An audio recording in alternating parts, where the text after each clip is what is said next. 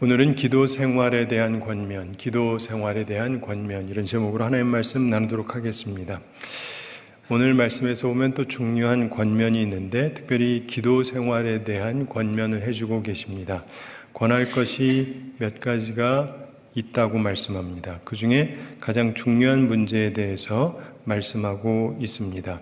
여러분들은 교회 오래 다니셨을 터이고 수요일 날도 오는 분들이니까 기도를 모를 분들은 없는데, 그런데 기도 생활 그러면은 무엇이 중요한가? 사도 바울이 자기 아들처럼 생각하는 디모데에게 권면했던 말, 따라서 우리 모두가 기억해야 될 부분이 있는데, 오늘 말씀에서 보면은 복음의 보편성, 즉 기도는 누구를 위하여? 모든 사람을 위하여입니다. 기도 많이 하시잖아요. 근데 사람들이 그걸 많이 잊는 경우가 많아요.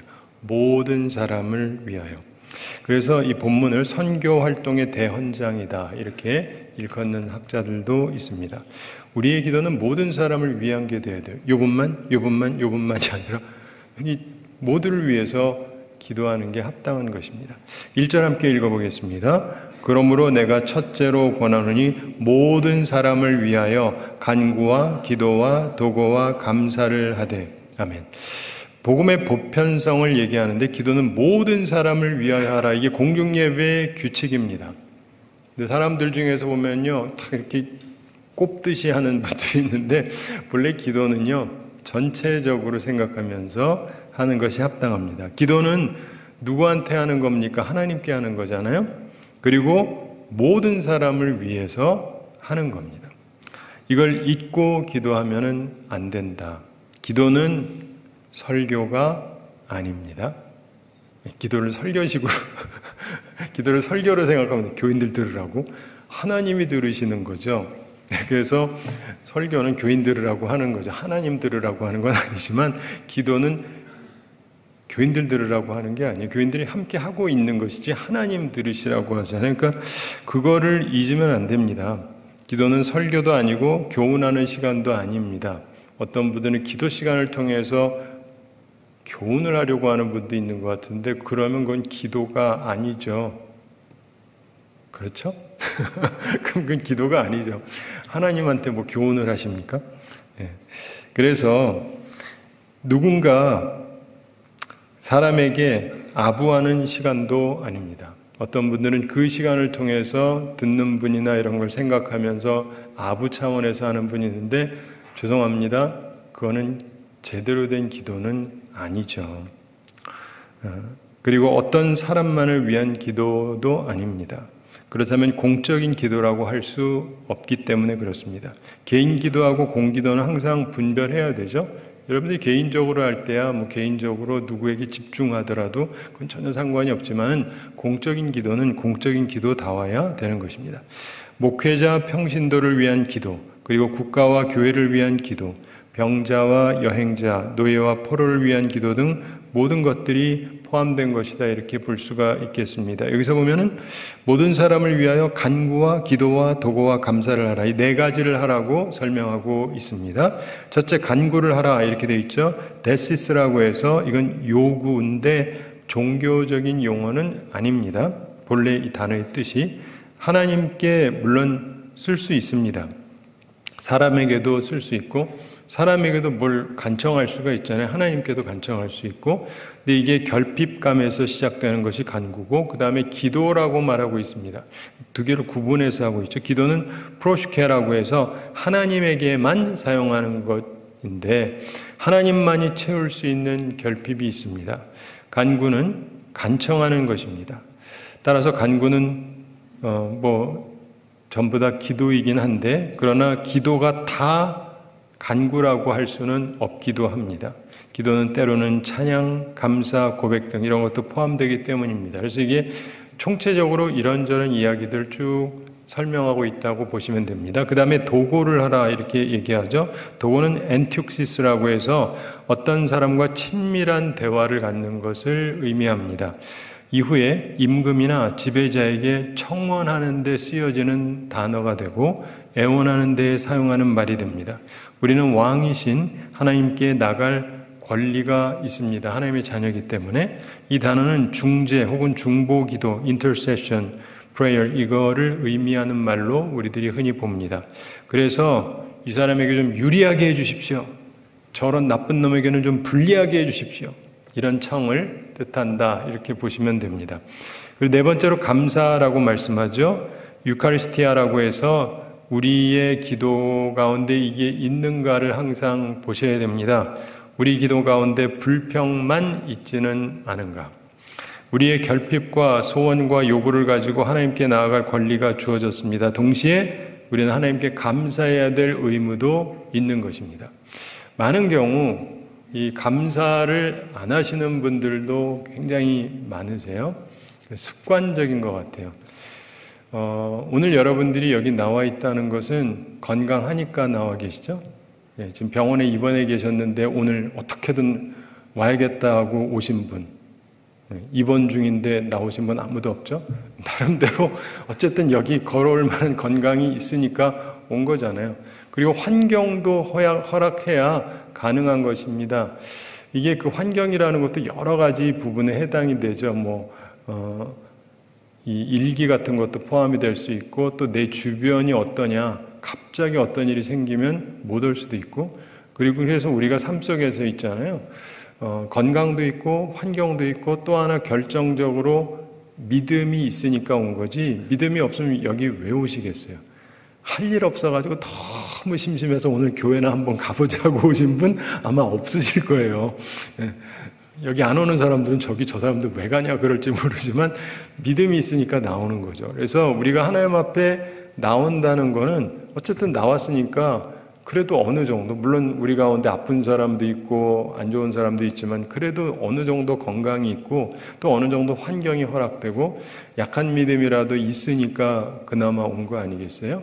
그러니까 우리가 이렇게 하나님 앞에 나올 수 있다는 것 자체가 사실은 굉장히 감사한 것입니다. 그래서 우리 마음속에 감사함이 항상 있어야 돼요. 그리고 우리가 모든 부분에 있어서 모든 사람에게 이런저런 부분들이 다 필요합니다. 어떤 사람은 기도가 필요하고, 어떤 사람은 간구가 필요하고, 어떤 사람은 도구가 필요하고, 어떤 사람은 너무 기분이 좋아서 감사가 필요한 사람도 있고, 여러 가지 요소들이 우리한테 있는 거죠. 근데 이렇게 하라 그러면서 모두를 위해서 하는데, 그러면서 또 좀 특별한 얘기를 합니다. 우리가 잘 아는데 또 어떤 분들은 잘 모르는 것 같아요. 임금들과 높은 지위에 있는 모든 사람을 위해서 하라, 이렇게 말씀합니다. 2절 함께 읽어보겠습니다. 임금들과 높은 지위에 있는 모든 사람을 위하여 하라. 이는 우리가 모든 경건과 단정함으로 고요하고 평안한 생활을 하려 함이라. 아멘.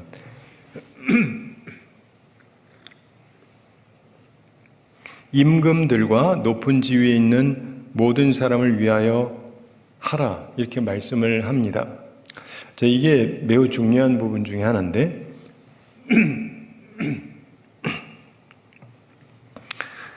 예전엔 임금들이 있었고 지금은 있는 나라도 있지만 대체로 제일 높은 사람이 대통령 정도죠. 그런데 여기서도 보면 임금도 들 이렇게 표현하고 있어요. 복수입니다. 그래서 이게 우리한테 영향력을 미치는 존재들이 있어요. 물론 하나님이 최고 위에 계시지만 세상에도요 권력자들이 있습니다. 대통령이 바뀌면 많은 게 바뀝니다. 벌써 느끼시는 분들이 있을 거예요. 좋든 나쁘든. 요즘에 집 사려고 하는 분들 이제 난리가 났어요. 대출을 갑자기 팍 줄여버려가지고. 그러면서 주식하는 사람들은 신이 났어요. 이 대통령이 주식에 좀 꽂혀 있는 분이거든요. 그러니까 이게 누가 되느냐에 따라서 갑자기 이쪽은 잘 되고 저쪽은 힘들어지고 막 그러는 게 생겨요. 어쩔 수가 없습니다. 그런데 그게 우리나라 대통령 하나만 그런 게 아니에요. 딴 나라가 어떻게 하느냐에 따라서 또 얘기가 다릅니다. 미국 대통령이 어떻게 하느냐, 우리나라에 영향이 있습니다. 네. 주변국이 어떻게 하느냐에 따라서 그 힘이 있는 나라면은 그게 우리한테 분명히 영향을 끼쳐요. 좋든 나쁘든 영향을 끼치잖아요. 근데 하나님께서 뭐라 하느냐면, 그러니까 기도를 하라고 우리에게 가르쳐 주고 있어요. 임금들을 위해서도.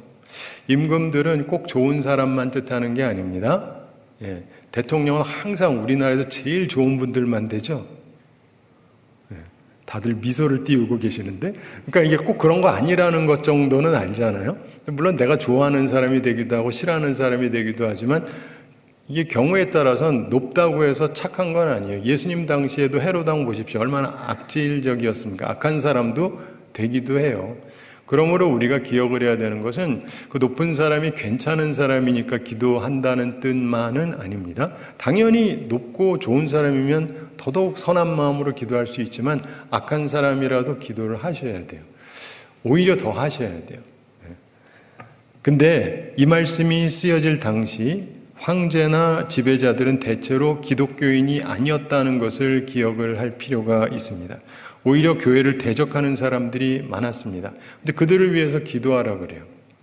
그들을 위해서 기도하라. 그리고 높은 지위에 있는 모든 사람을 위해서 기도하라.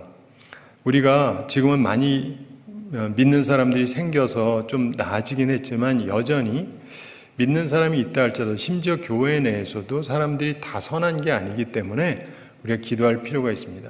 제가 목회하면서 어디를 가든지 항상 설명을 합니다. 담임 목사를 위해서 기도하십시오. 그러면 이제 눈이 착 이상해지는 분들 있어요. 지위에서 기도하라나? 맞죠? 저를 위해서 기도하라는 거 맞아요. 저는 이렇게 솔직해요. 근데 그게 뭐냐면 여러분 스스로를 위해서 필요해요. 교회에서 시험 드는 분들 보면요. 담임 목사 위해서 절대 기도 안 하는 사람이에요. 이렇게 사람들 앞에서는 하고 그때는 해야 되니까. 그런데 절대 뒤에서 목사님 위해서 기도 안 하는 분들이 정말 시험에 잘 들어요. 이게 나중에 확인을 해보세요. 거의 다 그래요. 기도 안 하는 분들이 시험에 많이 빠집니다. 대통령이 누가 됐느냐? 그러면 이제 내가 지지하는 분들이 됐으면 좀 괜찮은데 아니면은 얼마나 힘들겠어요. 그렇죠? 그래도 기도하는 사람은 별로 시험에 안 들어요. 안 해보셔서 모르겠지만 내가 싫어하는 사람이 돼도 위에서 기도하자는 내가 시험 별로 안 들어요. 굉장히 중요한 원리예요.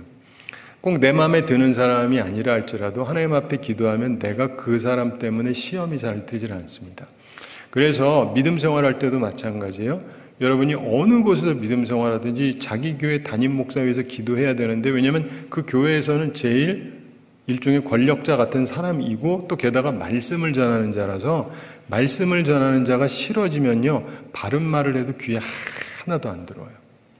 제 예전에 저희 아버님이 계시던 교회 꽤 괜찮은 교회였는데 후임 목사님이 오셨는데 몇 년 후에 제가 한번 방문했었어요. 제가 청년 시절에. 근데 목사님이 말씀을 굉장히 잘하세요. 참 내용이 좋아요. 근데 끝나고 나서 친구들하고 같이 이제 밥 먹으면서 얘기하는데 그날따라 그 목사님이 어떤 설교 중에 한 내용을 굉장히 좋은 예를 드셔서 했어요. 그래가지고 내가 애들한테 좀 전에 같이 들었으니까 그 얘기하면서 그랬더니 애들이 와 그런 얘기 처음 듣는데요. 좀 전에 예배 시간에 다 같이 앉아 있었는데 여기 멀쩡한 애들이에요. 다 대학생들이고 멀쩡한 애들인데 그런 얘기 한 번도 들어본 적이 없대. 용이라 누구 어디서 들었니? 그냥 황당해서 좀 전에 담임 목사님이 설교했잖아요. 그래? 남자 여자 할 것 없이 다 똑같아요. 그래서 그랬니? 기억 안 나는데 그러니까 다 딴 생각하고 있는 거예요. 목사님이 마음에 안 드니까 아예 안 듣고 있는 거예요. 그래서 좋은 얘기를 하셨는데도 그런 얘기를 들었다는 기억 자체가 없어요. 그래서 내가 느끼는 게 사람이 귀를 막으면 이렇구나. 그래서 아무리 좋은 말씀이 준비되어 있어도요 마음이 닫혀 있으면은 듣지를 않습니다. 뭐 듣는다고 또 다 따라하는 것도 아니지만 듣지도 않으니 뭐가 되겠어요? 그러므로 사랑하는 성도 여러분 항상 내 위에 사람 위해서 기도하셔야 돼요. 저만을 위해서 하라는 게 아니라 여러분 삶에 보면 위에 사람들 있죠? 위에서 기도하시는 게 좋습니다. 그런데 왜 그래야 되느냐를 성경이 설명을 해요. 이유가 뭐냐? 이는 우리가 모든 경건과 단정함으로 고요하고 평안한 생활을 하려 함이라. 이게 이유예요. 높은 사람이 악하고 나쁜 것은 우리 믿는 사람에게는 재앙과 같습니다. 그리고 많은 경우 이게 심판의 증거라고 볼 수 있기도 하고요. 따라서 나쁜 사람이 위에 있다면은 우리가 욕할 게 아니라 기도를 많이 해야 돼요. 주님, 왜 저런 인간을 세우셨습니까가 아니라 주님, 주님 보시기에 제가 얼마나 문제가 많으면 저런 사람을 내 위에 세우셨겠습니까? 라고 생각하는 게 맞아요. 담임 목사가 너무 이상하다 그러면 왜 담임 목사가 그 이상한 인간을 주님께서 내 위에 세워놓으셨을까를 생각하는 게 사실은 합당한 거예요. 한동안 안 사라질 텐데 담임 목사는 쉽게 물러가지도 않을 터이고 그런데 왜 그런 사람을 내 위에 세웠나? 예? 그래서 우리가 보면은요, 하여간 이 위에 있는 분이 좀 괜찮고 나랑 관계가 좋으면 편안한데 그렇지 않으면 나한테 재앙 같잖아요. 신앙생활이 이방인 통치자들에 의해서 방해받지 않아야 됩니다. 그래서 이걸 놓고 기도하라는 거예요. 그래서 항상 교회 내에서도 목회자를 위해서 그리고 여러분의 삶 속에서 내 위에 있는 사람을 위해서 기도를 하셔야 됩니다. 이게 굉장히 중요한 일입니다. 그래서 우리가 살아가면서 항상 이걸 염두에 두면서 살아가는 게 꽤 필요한 일이에요. 근데 저도 많이 해보면서 그 다른 사람들에게도 가르쳐드리고 하면서 느끼는 건데, 고요하고 평안한 생활, 조용하고 방해받지 않는 생활을 하려면, 그리고 단정함으로 살려면, 정직하고 명예로운 것으로 해석하는 것도 있는데 그나마 존경받을 만한 이런 뜻으로 해석하기도 합니다. 여러분, 우리가요, 내 위에 사람이 괜히 학생으로 쳐보세요. 학생인데 와가지고 머리 한 대 때리면서 야 이 자식아 하면서 선생님이 날 욕한다고 생각해 보세요. 사람들 앞에서. 난 아무 잘못도 안 했는데. 너무 좋겠죠. 안 좋잖아요. 여러분이 회사를 다니거나 그러는데 거기 윗사람이 갑자기 당신 왜 살아? 이러면 기분이 좋으세요? 좋을 수가 없잖아요. 근데 그런 것처럼 누가 나를 괜히 찝어가지고 괴롭히고 그러면 좋을 거 하나도 없잖아요. 제가 안 그러지만 여러분 중에 누군가를 지금 찝어가지고 계속 뭐라 그런다고 생각해 보세요. 얼마나 사는 게 피곤하겠어요. 그렇죠? 그런데 그러기 때문에 내 위에 사람이 이상한 일 안 하시도록 기도할 필요가 있어요. 그리고 또 하나 뭐가 있냐면, 실제로 해보면 내가 기도하면서 지내다 보면 내 마음이 좀 평안해져요. 그리고 그 위에 하나님이 있다는 걸 생각하게 되죠. 그렇죠? 그분 위에 하나님이 계시잖아요. 하나님이 다 보고 계시고 하나님이 다 알고 계시고, 그래서 마음의 평강을 유지할 수가 있습니다. 우리 살아가면서 여러분들이 이걸 항상 기억하는 게 좋아요. 사실 저는 어려서부터 그런 말을 듣기는 했어요. 담임 목사님 위해서 기도해라 이런 얘기를 옛날 목사님들도 맨날 해서 아는데 그 교회들마다 하기는 해요. 근데 제가 느끼는 거는 진정으로 하는 거하고 요식행위로 하는 것은 동일하지 않습니다. 근데 제가 교회들마다 가보면서 느끼는 게, 분쟁이 많고 싸움이 많고 그런 곳을 가서 대화를 해보면 그 싸우는 분들이 담임 목사님 위해서 기도 안 해요. 욕만 하지 기도는 안 해요. 그러니까 여러분들 대통령 욕할 시간에 기도해드리세요. 욕만 하지 말고 욕해서 어쩌겠어요. 네? 기도를 조금 할 필요 있어요. 많이까지는 못해줘도 조금씩은 해드리는 게 맞아요. 그러므로 우리가 살아가면서 기도하는데 이 부분을 놓치지 않는 게 굉장히 중요합니다.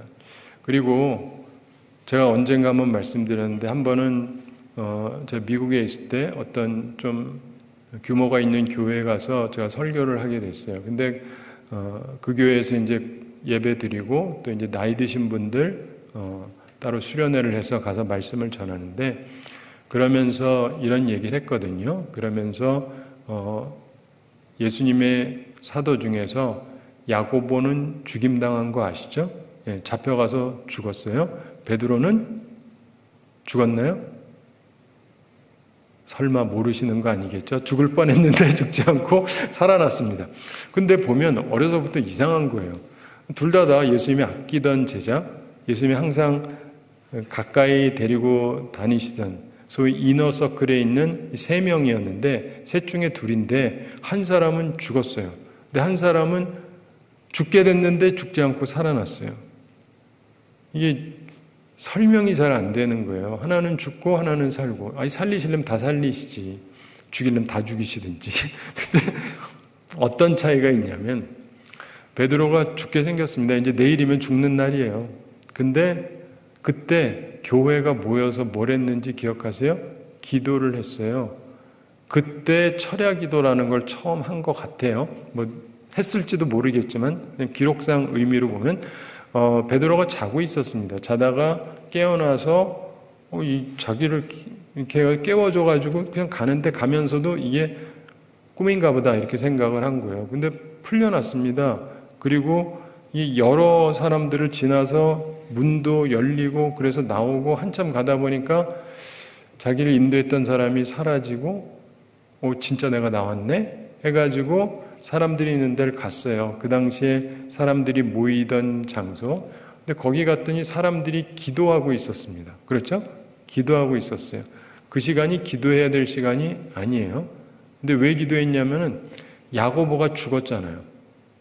그 교회에서 가장 중심적인 야고보가 죽었고 이제는 베드로까지 죽게 생긴 거예요. 그러니까 교인들이 답답한 거죠. 하나님 앞에 기도하고 있습니다. 그런데 어떤 여자애가 보고는 베드로인 줄 알고 문도 안 열어주고 들어와서 베드로라고 그러니까 사람들이 뭐 이렇게 성경은 이렇게 말하고 있지 않지만 너 제정신이냐? 너 헛거본 것 같아. 뭐 이러면서 그랬는데 봤더니 진짜 있잖아요. 그러니까 이게 어땠어요? 교회가 믿음으로 기도했으니까 됐죠? 아니요. 뭔 믿음이었으면 믿음대로 됐다 할렐루야 해야 되는데 아무도 안 그러잖아요. 믿고 한 것도 아니에요. 그냥 급하니까 한 거죠. 여러분도 살다 보면 그런 경우 있잖아요. 급하니까 하지 뭐 꼭 믿음이 있어서만 하는 건 아니거든요. 믿음이 있었으면 왔으면 역시 기도대로 됐다 해야 되는데 자기들도 못 믿은 거예요. 그런데 하여간 기도했는데 거기서 보면 이 교회가 액테네스 간절하게 기도했다라는 말씀이 있어요. 이 성경 원어를 살펴보면 액테네스는 쉽게 나오는 표현이 아니에요. 근데 예수님께서 기도하라고 그랬을 때 120명이 모여서 기도할 때에도 간절히 기도하진 않았어요. 그 단어는 교회가 모여서 기도할 때 거기에 한 번 쓰여져요. 다른 데는 몇 군데 써여진 데가 있긴 해요. 근데 특별히 그게 쓰여졌던 가장 대표적인 부분이 뭐냐면 예수님께서 겟세마네 동산에서 기도하실 때요. 간절히 기도하시니까 피땀처럼 흘렀다 이런 거 아시죠? 그러니까 그때 교회가 어땠냐면 자신들의 사명이 그거라고 생각한 거예요. 뭐요? 목사님 죽지 않게 하는 거. 내일이면 죽는데 예수님은 죽기 위해서 간절히 기도하신 거고 이 백성들은 교인들은 목사님 안 죽어야 되기 때문에 라고 생각하면서 기도한 거예요. 이 성경에 있는 원어를 살펴보면 보기에는 굉장히 재미있는 부분 중에 하나예요. 교회가요 액테네스하게 기도했던 건 거기 하나밖에 없어요. 딱 하나. 그리고는 어떻게 돼요? 살아났어요. 그래서 제가 깨닫은 게 그거예요. 어떤 목사는 훌륭한데 죽는다. 교인들이 기도 안 해줘요. 어떤 목사는 누가 봐도 죽게 됐는데 살아났다. 왜요? 교인들이 간절하게 기도해서. 진짜라니까요. 그러면서 제가 그런 얘기를 쭉 했더니 그날 제가 어떤 교회에 가서 이제 말씀 전했다 그랬잖아요. 그 교회에 은퇴하신 장로님 한 분이 있는데 이분이 그 교회에 가장 그 핵심적인 장로님 중에 하나였어요. 근데 이분이 나중에 회개를 하더라고요. 울면서. 그 전에 있던 목사님이 잘하셨는데 하여간 이분을 쥐잡듯이 잡아가지고 결국 쫓아냈어요. 자기는 너무 잘했다고 생각을 했는데 자기는 기도는 해드린 적이 없었대. 저 목사를 쫓아내려고 죽어라고 애를 썼지 목사님 위해서 한 번도 간절하게 기도해 본 적이 없다는 거예요. 물론 주일날 섰을 때야 기도했겠죠. 근데 그런 거 말고 진정으로 저분이 온전하게 살아남게 하기 위해서 기도한 적은 한 번도 없었다. 그러면서 내가 완전히 인생을 헛살았습니다. 내가 장로라 그러면서 못할 짓만 하고 살았습니다. 그러더라고요. 근데 사랑하는 성도 여러분, 우리가 기억을 해야 되는 것이요. 사실 보면은 사람들에게 이런저런 점들이 있지만은 누군가는 정말 힘써 기도해주고 누군가는 힘써 기도 안 해주는데 그 차이는 굉장하게 큰 것입니다. 그래서 여러분들도 기도할 필요가 있어요. 근데 자기네 교회 목사님이 먼 일이 생기고 나가 자빠지고 그러면 아유 목사가 돼가지고 손가락질 하시면요. 제가 어렸을 때 배운 거 있어요. 손가락질은 손가락 3개는 나를 향하고 있잖아요. 아유 근데 사실은 자기가 기도를 안 하고 있는 거예요. 우리 목사님 탈 안 나도록 기도를 해드려야 되는데 그건 안 하고 맨날 손가락질만 해가지고 되는 게 아니고요. 그래서 우리가 기도할 필요가 있어요. 그래서 부모님도 그렇고요. 자녀들 중에 부모님 마음에 안 들어하는 분들이 있거든요. 기도하셔야 돼요. 부모님 위해서.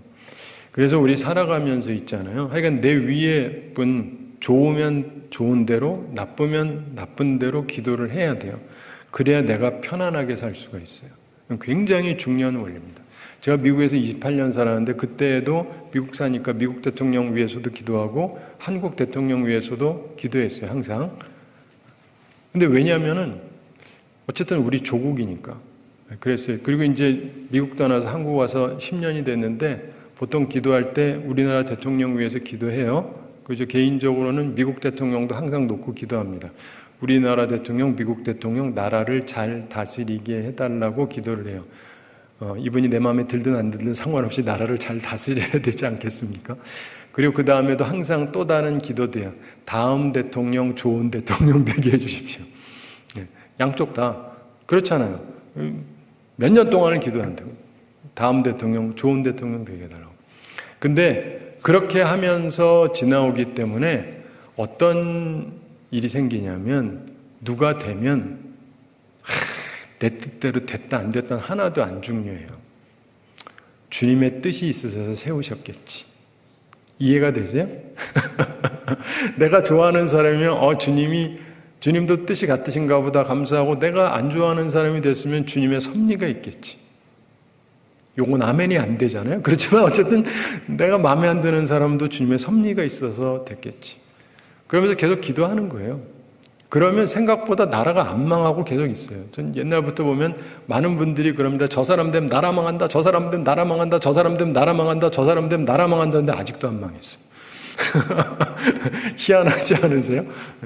그래서 우리가 보면 하나님의 어떤 다스리심이 있다는 것을 기억할 필요가 있어요. 그리고 하나님께 맡기면서 기도는 하나님께 하는 거니까. 그래서 하나님께서 그런 사람을 세우는 것도 하나님의 어떤 섭리가 있는 거 아니겠어요? 그러면서 우리가 기도하면서 살 때 평안함을 누릴 수가 있습니다. 자, 그러면서 그 3절 함께 읽어보겠습니다. 이것이 우리 구주 하나님 앞에 선하고 받으실 만한 것이니. 아멘. 이것이, 즉 임금들, 높은 위치에 있는 사람들, 이런 사람들 위해서 기도하는 것이 하나님 앞에 선하고 하나님께서 받으실 만한 기도다, 이렇게 설명하고 있습니다. 아마도 사도 바울이 에베소를 방문했을 때 통치자를 위한 기도가 소홀한 것을 보고 권한 것일 수도 있습니다. 근데 어쨌든 간에 이런 부분에 대해서도 우리가 이제 생각하면서 하나님께서 기뻐하시는 모든 것들을 바라보면서 생각해 볼 필요가 있고 기도할 필요가 있겠죠. 4절 함께 읽어보겠습니다. 하나님은 모든 사람이 구원을 받으며 진리를 아는 데에 이르기를 원하시느니라. 아멘. 자, 이 부분 한번 잠깐 생각을 해보세요. 기도는 모든 사람을 위해서 하는데 하나님의 원하시는 바를 여기서 두 가지 설명하고 있는데, 첫째로 모든 사람이 구원을 받는 것을 원하신다라고 설명하고 있어요. 정말 하나님이 모든 사람이 구원받기를 원하실까요? 한번 생각을 해보세요. 나 평생 그렇게 생각하고 있는가? 하나면 33만 명 산다 그러는데 우리 교회는 큰 교회 작은 교회 합쳐서 뭐 한 250, 300교회 된다 그러는데 그래도 합쳐봐야 10%도 교회를 안 다닙니다. 그러면 90%가 다 예수를 믿어야 된다고 하나님은 원하신다고 생각하는 분, 솔직히 글쎄 뭐 그렇게까지 뭐 그러실까? 여기서 2배만 돼도 3배만 돼도 4배만 돼도 5배만 돼도 충분하지 않나? 그것도 너무 많지 않아요? 그런데 하나님은 모든 사람이 구원받기를 원하신다라고 성경은 얘기하는데 나는 그 생각이 드는가? 전 어려서부터 교회에서 자라고 하나님 말씀을 그대로 믿고 살려고 노력했는데 그렇지만 항상 느끼는 거는요, 이 말씀 믿는 분들이 별로 없어요. 죄송합니다. 목사님들도 그래요. 교회 왜 많이 져야 되니? 왜 건물 짓고 그래야 되냐? 지금도 많은데 뭘 또 줘야 되냐? 지금 그 많은데 채워봤자 더 훨씬 많은 사람들이 교회를 못 가요. 근데 이분들은 그냥 아무렇지도 않은 거예요. 왜 쓸데없이 교회 짓고 왜 쓸데없이 돈 들여서 그러냐고. 근데 이 말씀을 그 목사님이 읽어서 알고 있다면 최소한 그런 말은 하지 말아야 될 텐데, 내가 교회 짓고 내가 교인들 많이 모이도록 하지는 못한다 할지라도 최소한 방해하는 말은 하지 말아야 될 텐데, 근데 그런 분들이 꽤 많잖아요. 그래서 교인들도 영향을 많이 받았어요. 그래가지고 하나님께서 모든 사람이 구원을 받기를 원하신다고 제가 보기엔 거의 생각 안 합니다. 그러려면 우리 교회들이 해야 될 일이 엄청나게 많은데, 그렇게 생각하는 분을 제가 보면 지금도 그렇고 오늘도 목사님들 많이 만났지만 그런 얘기를 하는 분이 거의 없어요. 네. 교인들도 그렇고 거의 그렇습니다. 근데 하나님은 그러시다는 거예요. 그리고 우리가 기억을 해야 되고, 두 번째로 진리를 아는 데 이르기를 원하신다. 정말 하나님은 그러신가?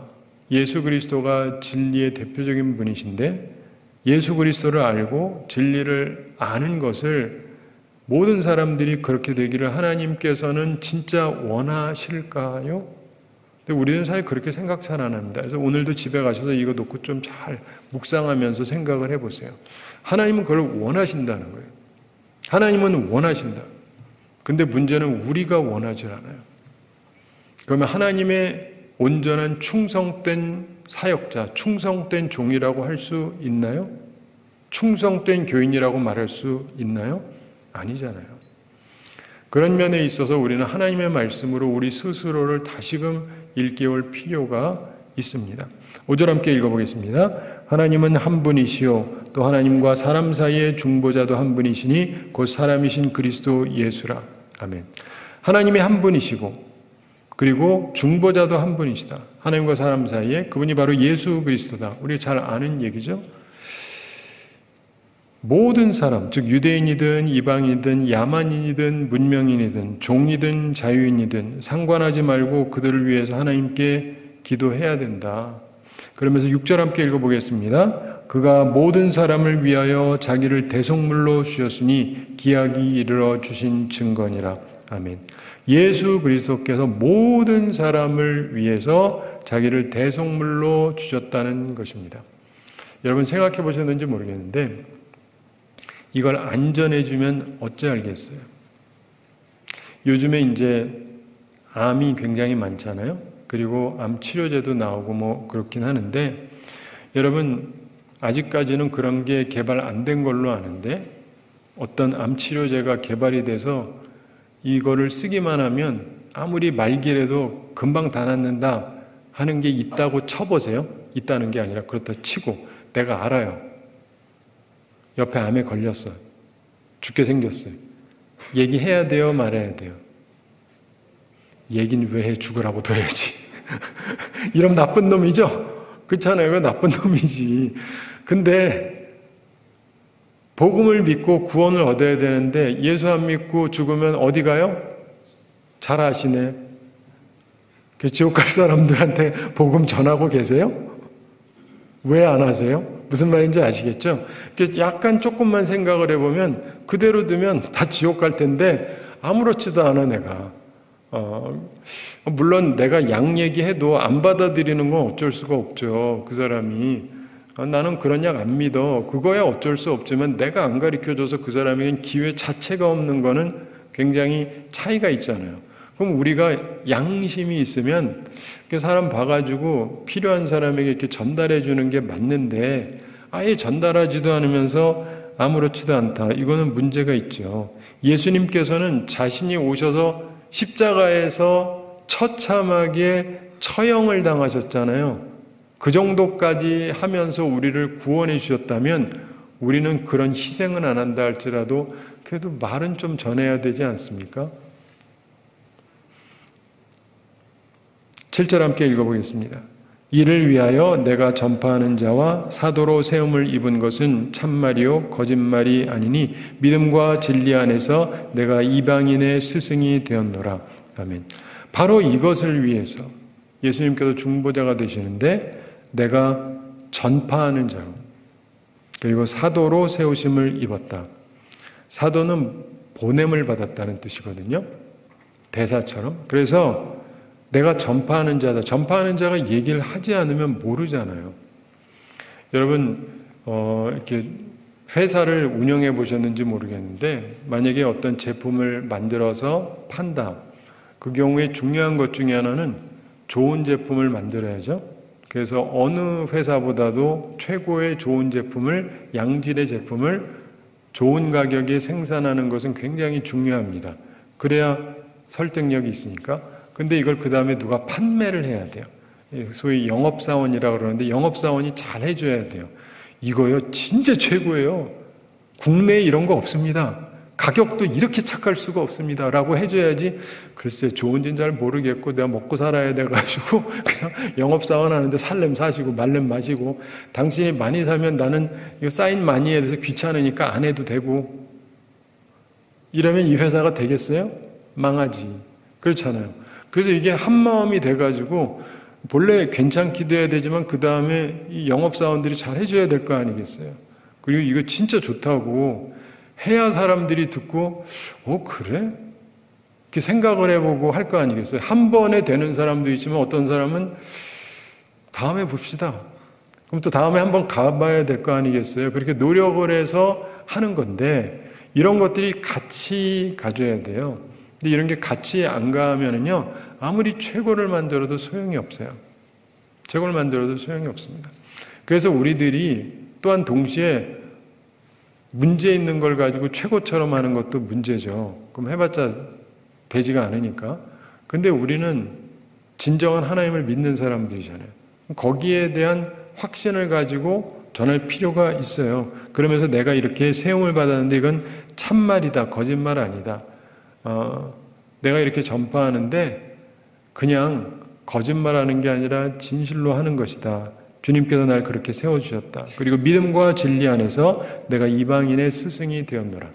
이방 사람들은 그러니까 소위 말하는 여호와 하나님을 잘 모르는 사람들이니까, 우리로 치면 교회 안 다니는 사람들 같은 사람들이니까 이런 사람들에게 내가 스승이 되었다. 믿음과 진리 안에서. 그들에게 누군가가 스승이 되어줘서 가르쳐줄 필요가 있으니까요. 그래서 우리가 그거를 위해서 부름받았다라고 하는 것을 깨닫는 것은 굉장히 중요한 부분입니다. 말씀을 맺으면서 생각할 게 있습니다. 사랑하는 성도 여러분, 우리는 선한 싸움을 싸우는 사람들입니다. 세상에 싸움이 있는데 아무 싸움이나 하는 게 아니라, 과격한 싸움이 아니라 우리는 선한 싸움을 싸우는 사람들이에요. 지난번에 봤던 것처럼. 그래서 우리가 믿음을 유지하고 믿음을 가지고 착한 양심을 가지고 살아가야 됩니다. 그러면서 우리가 기도하면서 또 전진해야 돼요. 그 다음에 할 것도 하지만 기도에 대해서 우리가 보편적인 기도를 해야 되는 것입니다. 보편적인 기도를 해야 돼요. 그리고 상황이 어려우면 특별히 기도를 해야 돼요. 그 중에서도 특별히 살다 보면은 높은데 악한 사람 같은 경우 더 특별히 기도하셔야 돼요. 제가 간혹 가다가 이런 얘기를 합니다. 예를 들면 목사님인데 악질이다. 얼마나 더 괴로우시겠어요. 근데 그럼 기도를 더 하셔야 돼요. 진짜. 그리고요, 우리가 살아가면서 기억을 해야 되는 게 있는데, 내가 다른 데 가서도 간혹 가다 이런 얘기를 합니다. 이상하게 우리 한국교회는 이웃사랑도 알고 하나님 사랑도 알고 다 하는데 목사님 사랑을 잘 모르고, 하는 데는 목사 아부로 이해하는 분들이 많아요. 목사님한테 아부하는 사람들은 많이 있는데 진짜 사랑하는 사람이 그렇게 순전하게 많은 것 같지는 않습니다.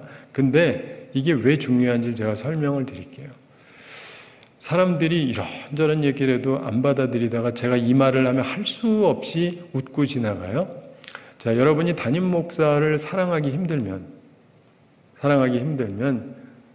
이 말씀이라도 생각하세요. 원수를 사랑하라. 원수 사랑해야 되는 거 다 아시죠? 우리 담임 목사는 원수야, 왼수. 그래도 그 왼수 사랑해야 된다는 거 아시잖아요. 그럼 다들 이렇게 웃어요. 근데 원수도 사랑해야 되는데 뭐 그렇게 미워하고 그래요. 근데 이게 참 중요해요. 여러분의 마음속에서 제가 한국교회를 보면서 느끼는 게 그냥 아부하고 그러는 게 아니라 진정으로 좋은 마음으로 자기에게 말씀 전하는 분을 위해서 기도하고 들어야 이게 섭렵이 돼요. 왜냐하면 오늘도 제가 얘기하는데 이런저런 얘기를 하잖아요. 기도하고 받으시면 나한테 필요한 좋은 것들이 마음에 꽂혀요. 아니죠. 거슬리는 것만 남아요. 저 목사가 아까 뭐 이랬다 잘했다 이런 것만 남아요. 그래서 진짜요. 생각을 해보세요. 그래서 항상 주예전에 나올 때도 그렇고 평상시에도 그렇고 이걸 염두에 두는 게 좋습니다. 그리고 사실은 나쁜 상사를 만나도요. 제가 사람들한테 해주는 말이 있어요. 청년들도 그렇고 아무리 나쁜 놈도 진짜 충성되게 잘하는 사람은 안 미워해요.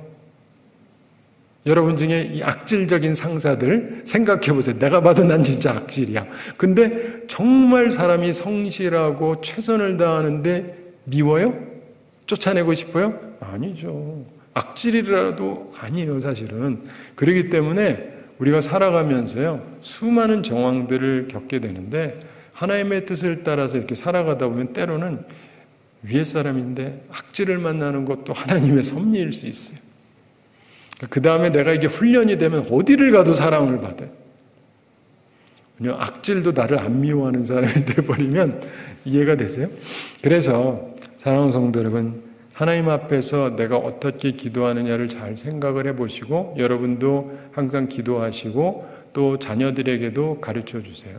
그러면서 어느 교회나 마찬가지인데 그 교회 성도들이 자신의 말씀을 전하는 목회자를 위해서 꾸준하게 기도하는 교회들이 그리고 그런 성도들이 항상 은혜를 입어요. 제가 항상 기이하게 생각해서 때로 말씀드리는 경우가 있는데 얘기하면 여러분 다 아는 어느 교회 목사님이 있는데 제가 보기에는 설교를 너무 잘하는 분은 아니에요. 그리고 다른 목사님들하고 얘기해봐도 거의 다 동의해요. 설교를 제일 잘하는 분은 결코 아니라고 다들 얘기하는데 그 교회 교인들은요, 그 목사님이 세계 최고예요. 진짜. 노래도 못 부르시는데 노래도 너무 은혜롭대. 나 같으면 저 정도면 노래 안 부르고 말겠다. 근데 이분은 또 맨날 노래를 불러요. 근데 성도들이 너무 은혜롭대, 우리 목사님 찬양이. 내가 보면서 사람이 저럴 수도 있구나, 저럴 수도 있구나.